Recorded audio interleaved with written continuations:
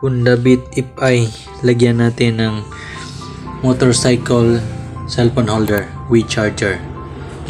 So dito natin ilagay sa kanan, sa may side mirror nilagay.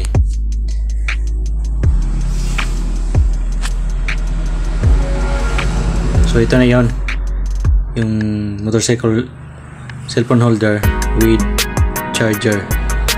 So i-wiring muna natin. Hindi ko na ipakita sa inyo kung paano ko gawin to.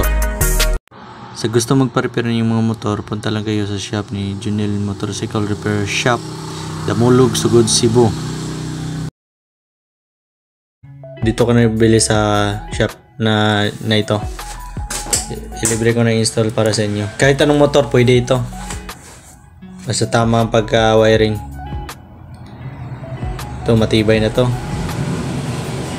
klaseng cellphone holder pang motorcycle. So ito yon. So ito na, tapos ko nang na ilagay.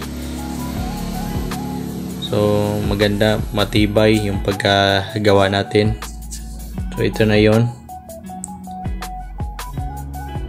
Ita-try na natin kung gagana ba.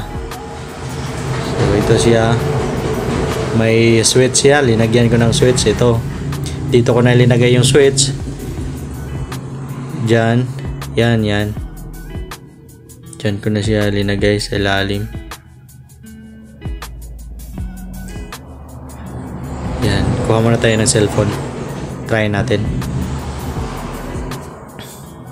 So dito yung ilagay yung cord.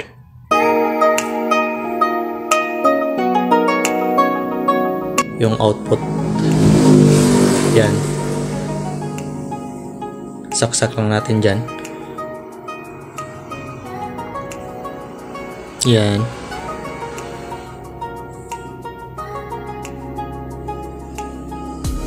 Mahaba tong core natin, pero pwede naman to lagyan ng kahit hindi mahaba, yung sakto lang. So, ito na yung cellphone. Sasaksak natin dito sa input ng cellphone. Yan. Tapos on natin to. Ayun, gumana. So yun, nag-charge yan mga amigo.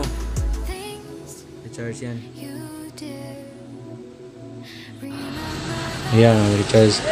Mga amigo, sa gusto magpagawa ng gaya nito, motorcycle cellphone holder, punta lang kayo sa shop na Junel Motorcycle Repair Shop near Lloyd Water Filling Station.